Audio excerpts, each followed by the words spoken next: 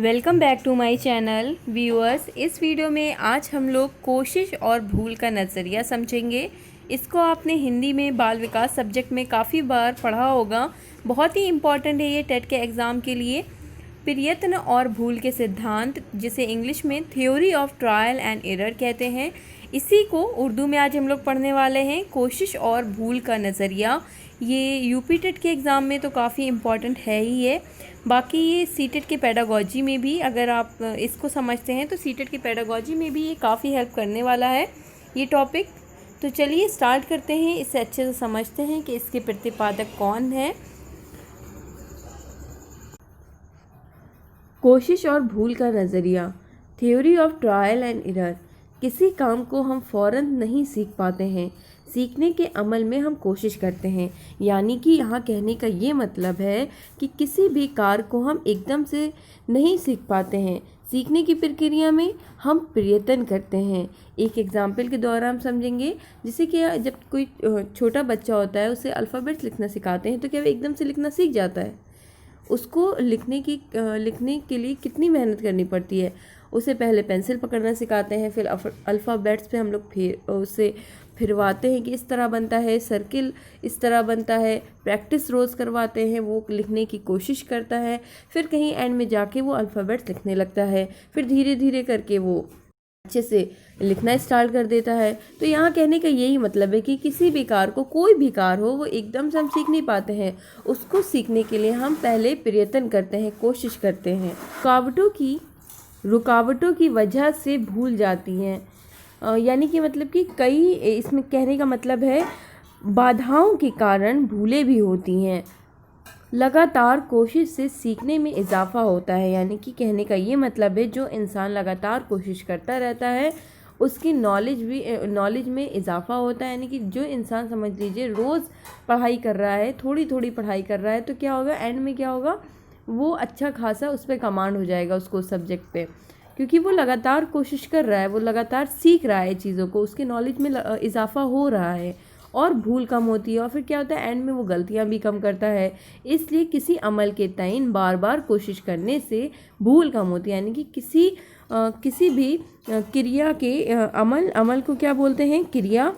किसी भी क्रिया के प्रति बार बार प्रयास करने से भूल भी कम होती हैं, गलतियां भी कम होती हैं। तो इसको क्या कहते हैं, कोशिश और भूल उसूल कहते हैं, भूल का उसूल कहते हैं, यानी कि theory of trial and error कहते हैं। नज़रिए का वजूद, यानी कि सिद्धांत का जन्म।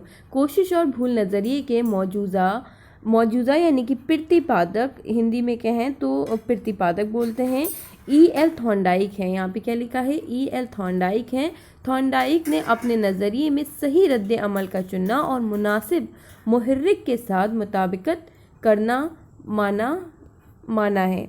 यानी कि यहाँ क्या कह रहे हैं कि थॉर्नडाइक ने अपने सिद्धांत में सही प्रतिक्रिया का चुनना और उपयुक्त उद्दीपक के साथ संयोजित करना माना है। यहाँ पे मुताबिकत मतलब क्या होता है, संयोजित करना, और मुनासिब मुहर्रिक यानी कि उपयुक्त उद्दीपक के साथ संयोजित करना माना है। इसे शुद्ध हिंदी में ऐसे समझेंगे। उन्होंने रोज़मर्रा की ज़िंदगी के तजुर्बे में पाया है कि फ़र्द अपनी कोशिश करता है, वो उस वक्त तक कोशिश करता है जब तक उससे कामयाबी नहीं मिल जाती। यानी कि व्यक्ति लगातार कोशिश करता है कुछ भी चीज़ पाने को। अगर आप टीचर बन रहे हैं तो आप लगातार पेपर्स की प्रिपरेशन कर रहे हैं, मतलब कि आप कोशिश कर रहे हैं कि हम ये जॉब हासिल कर सकें, हम जो उससे पहले के जो भी हैं एग्ज़ाम उसको क्लियर कर सकें ताकि हमें जॉब मिल सके। तो यहाँ पे यही कहने का मतलब है कि कोई भी इंसान कोशिश करता रहता है जब तक कि उसे कामयाबी नहीं मिल जाती है। उसमें कोशिश और भूल साथ साथ होती है। यानी कि जब इंसान किसी चीज़ को पाने के लिए कोशिश करता है तो गलतियां भी होती हैं, तो ये कोशिश और भूल साथ साथ होती है। धीरे धीरे फिर क्या होता है, धीरे धीरे सीखने में सुधार होता रहता है और भूल में कमी आ जाती है। यानी कि धीरे धीरे जब कोई इंसान लगातार कोशिश करेगा, एंड शुरुआत में गलतियां भी होंगी, लेकिन क्या होगा, एंड में एक टाइम ऐसा आएगा कि वो सीख जाएगा, फिर सीखने में उसके सुधार भी हो जाएगा और फिर उससे गलतियाँ भी कम होंगी।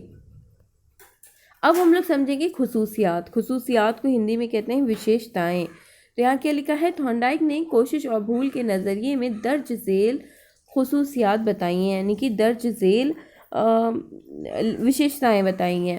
पहला क्या है, मुहर्रिक की मौजूदगी जो सीखने के लिए दिलचस्पी के तसलसल को बनाए रखती है। तसलसल यानी कि इसे अगर हिंदी में समझें तो निरंतरता को बनाए रखती है, यानी कि प्रेरक की उपस्थिति जो सीखने के प्रति रुचि की निरंतरता को बनाए रखती है।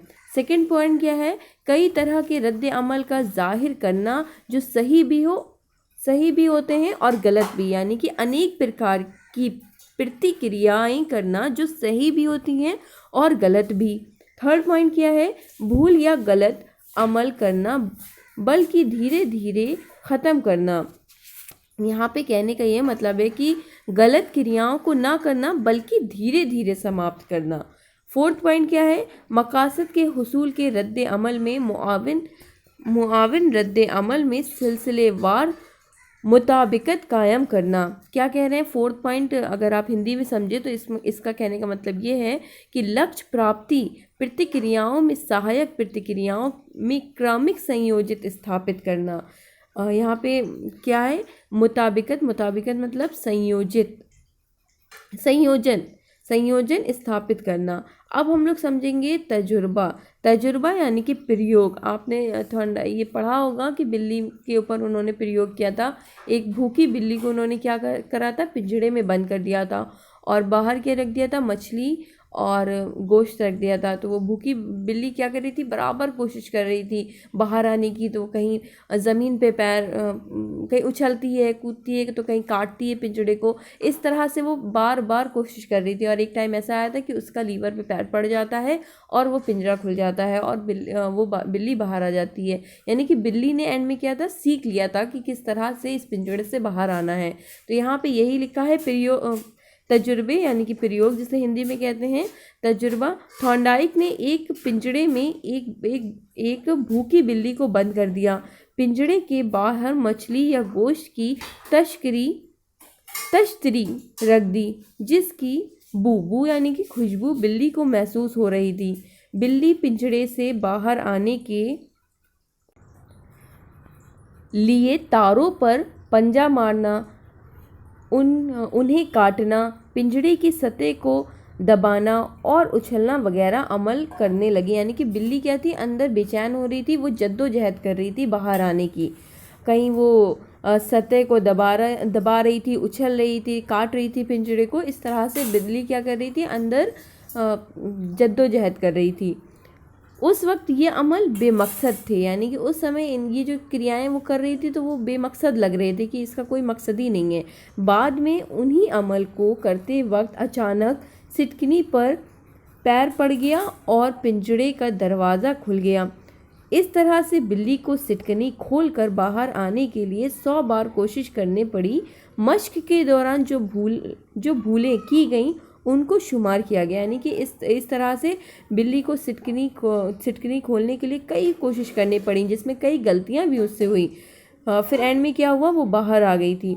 जैसे ही बिल्ली को बंद करते वो सिटकनी खोलकर फ़ौरन बाहर आ जाती। अब क्या होता है, जैसे ही अब उसे बंद करते उसे पता चल चुका है कि किस तरह से ये खुलेगा, तो वो फ़ौरन बाहर आ जाती थी। तो यहाँ कहने का बस यही मतलब है कि आप कोशिश करेंगे तो आपको कामयाबी मिलेगी। आप किसी को पाने के लिए प्रयत्न करेंगे, उसमें आपसे गलतियाँ होंगी।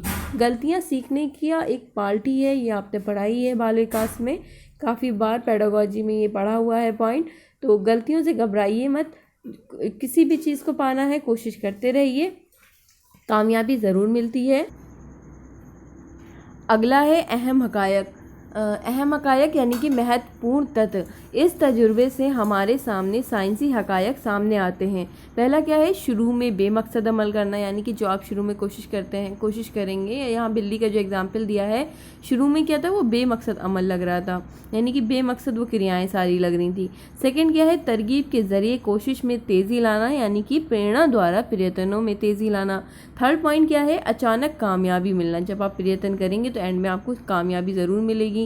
फोर्थ क्या है, मश्क का असर, यानी कि यहाँ पे क्या है, कोशिश का असर, जो आप प्रैक्टिस कर रहे हैं उसका असर। फिफ्थ क्या है, हिस्स और कोशिश में ताल्लुक़ का अमल, हिज और कोशिश में ताल्लुक़ का अमल, यानी कि यहाँ पे कहने का मतलब है संवेदना और प्रतिचार में संबंध का ज्ञान। 6 क्या है? सही अमल का इंतखाब, यानी कि सही प्रतिचारों का चुनाव करना। 7 क्या है यहाँ पे दिया है? गलत अमल को भूलना। गलत अमल को भूलना, इनकी जो गलतियां हैं वो एंड में क्या होता है, उसको हम लोग भूल जाते हैं। कोशिश मतलब कामयाबी मिलने के बाद जितनी भी गलतियां की होती हैं वो एक दिन क्या होती है, वो उसको भूल जाते हैं। इस तरह से आज हम लोगों ने theory of trial and error को उर्दू में पढ़ा। आई होप आपको ये थ्योरी समझ में आई होगी उर्दू में। अगर ये वीडियो अच्छी लगी हो तो इस वीडियो को लाइक करिएगा, मेरे चैनल को सब्सक्राइब करिएगा और अपने फ्रेंड के साथ ज़रूर शेयर करिएगा।